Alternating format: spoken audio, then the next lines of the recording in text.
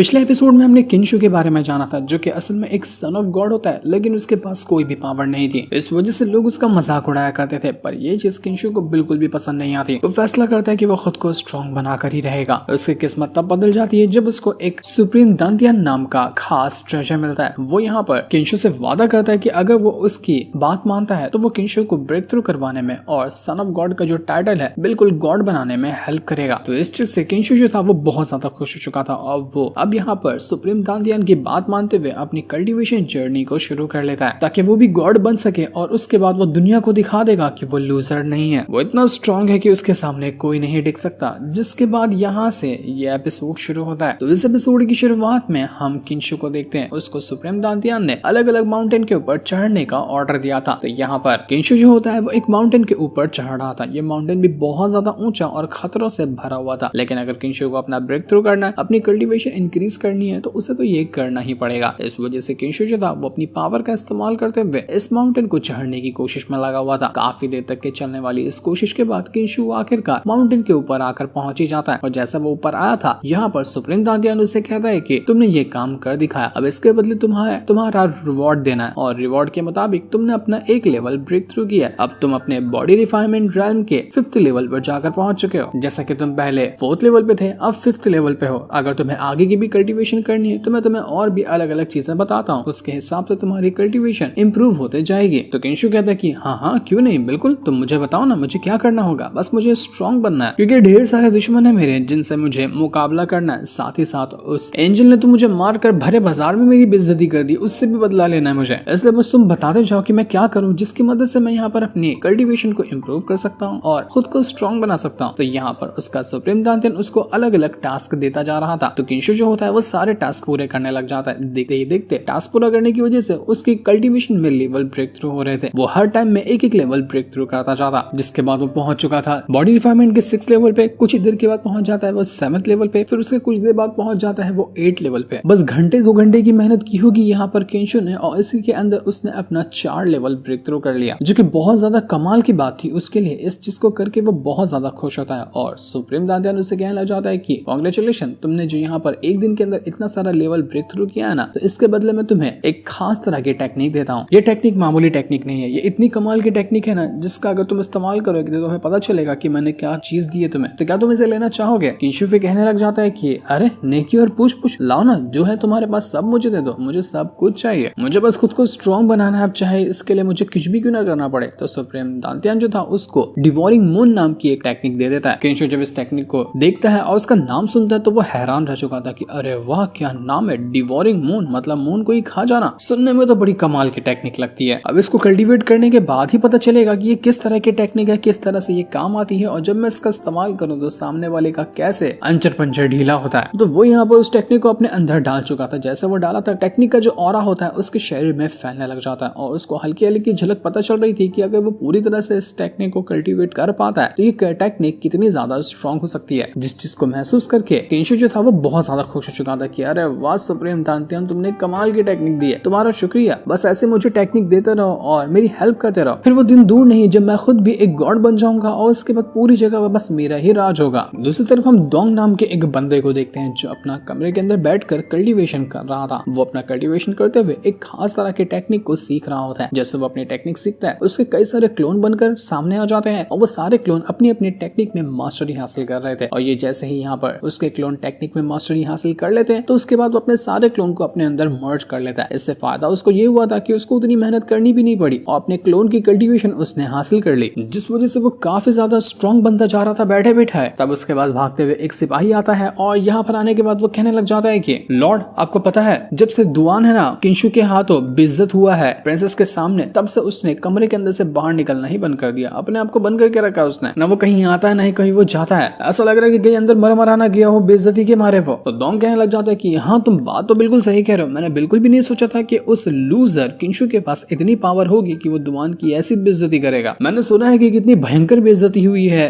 दुआन की सबके सामने। तो यहाँ पर वो डोंग जो था वो सिपाही से कहना चाहता है कि मैंने तुम्हें काफी टाइम तक के तैयार किया है ना, स्ट्रॉन्ग बनाया है, आज तुम्हारी पावर को टेस्ट करने की बारी आ चुकी है, तो तुम जाओ और एक्शन के लिए तैयार हो जाओ। लोगे ना एक्शन?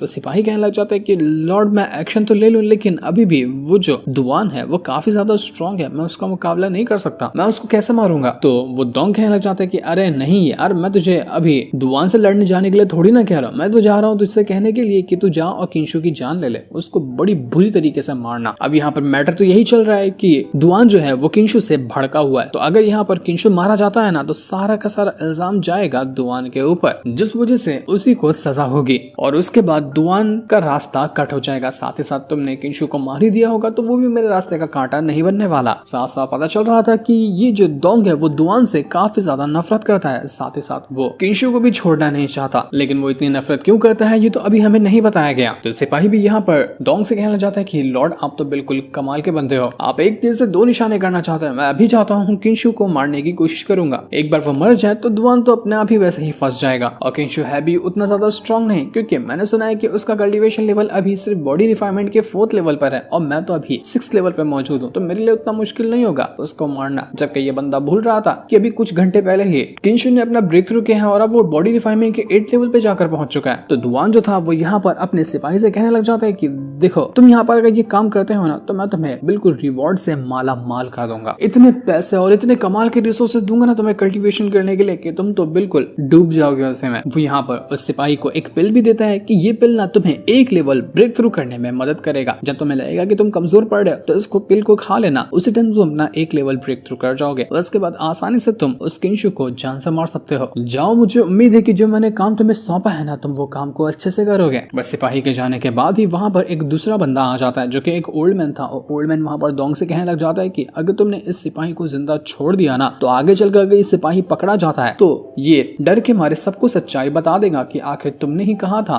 उस किंशु को मारने के लिए, जैसे तुम बहुत बुरा फंस जाओगे तो तुम्हें इसको ऐसा नहीं छोड़ना चाहिए। जिस पर वो डोंग कहने लग जाता है कि आपको क्या लगता है कि मैं इस सिपाही को ऐसे ही छोड़ दूंगा? जो पिल मैंने इसको दी है ना उसे खाने के बाद कुछ मिनट के लिए उसकी पावर बढ़ेगी, लेकिन अगले ही पल उसके रिएक्शन की वजह से वो सिपाही जगह पर मर जाएगा। मैं इतना भी बेवकूफ नहीं हूँ कि इतनी छोटी बातों पे ध्यान ना दूं। तो ओल्ड मैन कहने लग जाता है कि अरे वाह, आप तो बिल्कुल कमाल के, आप एक तीर से 3 शिकार करना चाहते हैं और बिल्कुल तीर निशाने पर ही लगा हुआ है, आपके जैसा होशियार और दिमाग वाला बंदा तो कोई भी नहीं होगा। दूसरी तरफ हम किंशु को देखते हैं जो जंगल से होते हुए आगे बढ़ रहा था। वो कहने लग जाता है कि डेली ब्रेक थ्रू तो अच्छा है, लेकिन ये प्रोग्रेस बहुत स्लो हो रहा है, मुझे एक लेवल ब्रेक थ्रू नहीं करना, मुझे ऐसा कुछ करना है कि मैं सीधा अलग अलग रैल्म ब्रेक थ्रू कर सकूं। अब मुझे भी पता है कि ये करने के लिए थोड़ी सी ज्यादा मेहनत करनी पड़ेगी। तो हाँ, मेरे सुप्रीम दांतियान ने मुझे किसी मून सेरेमनी के अंदर जाने के लिए कहा था, तो जरा मैं उसी को ढूंढ लेता हूँ कि आखिर मून सेरेमनी होती कहाँ है, वहां पर जाऊँ, हो सकता है कि मुझे कुछ और ऐसा चीज मिल जाए जो मेरा रैल्म ब्रेक थ्रू करवा दे, तो ये तो बहुत अच्छा हो जाएगा। लेकिन तभी वहां पर वो सिपाही अपना आकर पहुंच जाता है ताकि वो किंशु की जान ले सके। वो आते साथ ही किंशु के ऊपर अटैक करने लग गया था। तो ये देखकर किंशु हैरान रह चुका था कि इसकी तो ये है कौन और ये अचानक में आकर मुझ पर अटैक क्यों कर रहा है, मैं इसको जानता नहीं हूँ ना, मेरा इससे कोई वास्ता है, तो ये मुझे मारने क्यों आया हुआ है। वो यहाँ पर उस सिपाही के अटैक से बचने की कोशिश कर रहा था ताकि समझ सके कि असल में ये है कौन। वो सिपाही से कहने लग जाते कि देख, तुझे पता है ना कि मैं सन ऑफ गॉड हूँ, अगर तू मुझे मारेगा तो ये बहुत बड़ा मुद्दा बनेगा, इसलिए मैं जानना चाहता हूँ कि आखिर किसके अंदर जिगरा है जिसने तुझे भेजा है मेरी जान लेने के लिए, आखिर कौन है वो जो सन ऑफ गॉड को मारना चाहता है। लेकिन वो सिपाही कुछ भी बताने के लिए तैयार नहीं था। वो उससे कहने लग जाता है कि तुम बस मरोगे और मरना जो वाला जो इंसान होता है ना उसको सवाल पूछने का कोई हक नहीं होता, इसलिए माफ करना दोस्त, तुम पता नहीं कर पाओगे कि मुझे किसने भेजा है और मैं यहाँ पर क्यों तुम्हें मार रहा हूँ। वो यहाँ पर किंशु के ऊपर एक के बाद एक करते हुए अटैक करने लग गया था, लेकिन किंशु यहाँ पर तब से तो वो अटैक नहीं कर रहा था क्योंकि वो जानना चाह रहा था कि आखिर ये है कौन। लेकिन जब ये बताने को तैयार ही नहीं तो किंशु भी अपनी पावर को एक्टिवेट करने लगा है और अपनी पावर का इस्तेमाल करते हुए वो एक ही अटैक देकर क्या मारता है कि वो सिपाही उड़कर दूर फेंका चुका था। किंशु से कहने लग जाते कि अबे यार, तू यहाँ पर आया था मुझे मारने के लिए, लेकिन देख मैंने एक ही अटैक किया, तू इतना दूर जाकर फेंका गया, मजा नहीं आया दोस्त तेरे साथ फाइट करके, तू थोड़ा और अच्छा अटैक करके दिखा। तो ये देखकर वो जो सिपाही था बिल्कुल हैरान रह चुका था, उसको समझ ही नहीं आता कि ये कैसे हो सकता है। अभी तो मैंने सुनकर निकला था कि ये किंशु बॉडी रिफाइनमेंट के 4th लेवल पर है, उसी की तो तैयारी करके मैं यहाँ पर आया था, और अब मैं देख पा रहा हूँ कि ये बॉडी रिफाइनमेंट के 7th लेवल से भी आगे है क्योंकि 6th लेवल पे तो मैं ही हूँ। अब मुझसे भी ज्यादा स्ट्रॉन्ग अटैक ये कर पा रहा है, इसका मतलब ये मुझसे भी आगे निकल चुका है। पर ऐसा कैसे हो सकता है? कुछ घंटे के अंदर कोई थोड़ी ना इतना सारा ब्रेक थ्रू कर लेता है। अब ये इंसान है कि शैतान है? वो दोबारा से यहाँ पर अपनी पावर का इस्तेमाल करते हुए किंशु के ऊपर अटैक करने की कोशिश कर रहा था, लेकिन किंशु के सामने उसका टिक पाना बिल्कुल नामुमकिन लग रहा था। किंशु उससे कहने लग जाता है कि अबे लूजर, क्या हुआ, हवा निकल गई क्या, और अटैक नहीं करेगा मुझ पर? जरा करके तो दिखा कि तू और क्या कर सकता है। जिसने भी तुझे भेजा होगा भरोसा लगा के भेजा होगा ना कि तू कोई काम का तो है, तो मुझे यहाँ पर हल्का फुल्का नुकसान तो पहुंचा सकता है, लेकिन तू तो वो भी नहीं कर पाया।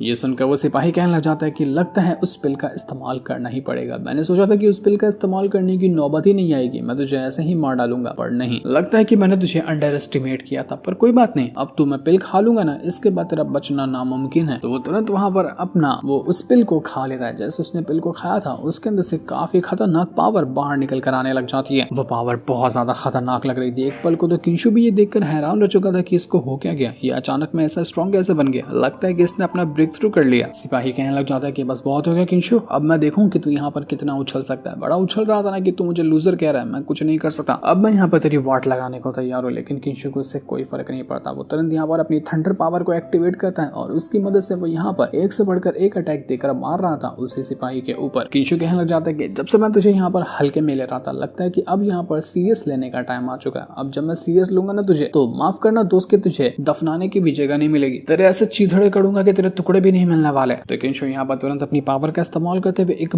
बहुत ही खतरनाक अटैक देकर मारने के लिए तैयार था। पर ये क्या, उसका अटैक लगने से पहले ही वो जो दवा था वो अपना साइड इफेक्ट कर जाती है। पिल को खाते साथ ही वो सिपाही के अंदर अजीब सी हलचल होने लग गई थी। वो खुद में ही तड़पना शुरू हो जाता है कि मेरे साथ क्या हो रहा है, ये क्या हो गया मेरे साथ। वो एकदम ज्यादा जोर जोर से तड़पते हुए चिल्ला रहा था, मानो कि यहाँ पर उसकी जान निकल रही है। किंशु भी ये देखकर हैरान रह जाता है कि अरे मैंने तो उसको कुछ भी नहीं किया, ये अपने आप ही क्यों चिल्ला रहा है, अरे अरे कोई आकर देखो इसको, लगता है कि अपने आप मर मरा गया ये। और जैसा किंशु ने सोचा था वही चीज यहाँ पर हो जाती है। कुछ ही टाइम के अंदर वो सिपाही खुद ब खुद वहां पर मारा जा चुका था। किंशु से कहने लग जाते कि दोस्त क्या हुआ, जिंदा है कि मर गया, तो इतना भी तुझे बुरा लग गया क्या, मैं तुझे यहाँ पर मारा और तू मुझे हरा नहीं पाया, तो इसी गिल्ट की वजह से तूने जहर खाकर अपनी जान दे दी क्या। नहीं दोस्त, तू अच्छा बंदा था, अपने हाथों से अपने आप को मार लेना ये एक कार्ता होती है। वो यहाँ पर उस सिपाही का चेहरा देखने की कोशिश करता है कि आखिर ये है कौन, किसने इसको भेजा हो सकता है और कहाँ से ये आया था। तो उसका चेहरा और उसका कपड़ा देखकर वो कहने लग जाता है कि पता तो नहीं चल रहा है कि ये कौन है, क्योंकि मैंने इसको पहले देखा नहीं है, लेकिन इसके हुलिये से और इसके चेहरे से ऐसा लग रहा है कि ये जरूर उस दुआन का भेजा हुआ बंदा होगा। अब दुआन से मेरा इतना बड़ा पंगा हुआ है तो वो ऐसा तो शांत नहीं बैठने वाला। मुझे लगता है कि उसने ये हरकत की होगी ताकि सिपाही को भेज कर मेरी जान ले सके। अबे यार दुआन, तू ऐसा क्यों कर रहा है, तेरे अंदर जिगरा है, अगर तेरे अंदर हिम्मत है कि तू मुझे यहाँ पर मार सकता है तो सीधा सीधा आकर मुझ पर अटैक करना। ऐसे चेले चपाटों को भेज कर अपना ही नाम खराब कर रहा है तू। आजा, हिम्मत है तो मुझसे ही डायरेक्ट फाइट कर ले, मैं तो तेरा इंतजार ही कर रहा हूँ। अब ये सिपाही जैसे यहाँ पर मरा था, इसकी खबर उस डोंग को लग जाती है। वो ये खबर सुनते ही भड़क चुका था कि नाकाम रह गया मेरा ये प्लान, निकम्मे कहीं के, कोई भी काम के ये सिपाही वगैरह नहीं है, इनके ऊपर तो कभी मर के भी भरोसा नहीं करना चाहिए। मुझे लगा ये सिपाही अच्छा होगा, भरोसे के लायक होगा और ये मेरा काम कर देगा, पर नहीं, ये तो ऐसे ही मारा गया जैसे इसकी कोई औकात ही ना हो। वो किंशु अचानक में इतना स्ट्रॉन्ग कैसे बन चुका है, वो मरा क्यों नहीं। ओल्ड मैन जो था वो डोंग से कहना चाहता है कि आपको फिक्र करने की जरूरत नहीं, आप बस मुझे परमिशन दीजिए, मैं भी जाता हूँ और उस किंशु को जान से मार देता हूँ। मुझे गारंटी है कि मेरे अटैक से वो किंशु कोई कीमत पे नहीं बच पाएगा, उसके बचने के कोई चांस नहीं है, मैं बड़ी बेरहमी से उसको जान से मार डालूंगा। हम एक के बाद एक करते हुए जितने भी इस दुनिया के अंदर सन ऑफ गॉड है ना, सबको जान से मार डालेंगे। हमारी न्यूज के मुताबिक टोटल 18 सन ऑफ गॉड इस दुनिया में मौजूद है, जिनमें से एक किंशु भी है। अगर हम सारे के सारे सन ऑफ गॉड को मारकर उनसे उनका सन ऑफ गॉड वाला टोकन हासिल कर लेते हैं ना, तो सारे के सारे टोकन को मर्ज करने के बाद हमें इतनी खास तरह की पावर मिलेगी जिसका हिसाब भी नहीं लगाया जा सकता। और अगर ये हो जाए तो आपकी जो पोजीशन है वो सबसे ज्यादा बढ़ जाएगी, क्योंकि ये डोंग जो था ये भी एक सन ऑफ गॉड था और इसका प्लान है कि जितने भी बाकी के सन ऑफ गॉड है उन सबको मारकर सबसे सुप्रीम लेवल पे जो सन ऑफ गॉड है वो ये बन जाए। इसी वजह से वो किंशु को मारना चाहता है। तो यहाँ पर वो डोंग कहना चाहता है कि ओल्ड मैन, तुम्हें कुछ करने की जरूरत नहीं है, मुझे खबर मिली है कि प्रिंस जो है ना वो पहले से ही किंशु से भड़का हुआ है, कल ही के दिन वो आएगा किंशु से अपना हिसाब किताब लेने के लिए। बस हम यहाँ पर बैठकर तमाशा देखते हैं, क्योंकि किंशु ने जब अपने यहाँ पर दुश्मनों की लिस्ट बढ़ाना शुरू किया है ना, तो अब वो रुकने वाला नहीं है, उसके दुश्मनों की लिस्ट बढ़ती जाएगी और उसको वैसे ही लोग मार देंगे, क्योंकि अगर मैं जाता हूँ उसको मारने के लिए तो बाकियों को मुझ पर शक होगा। बस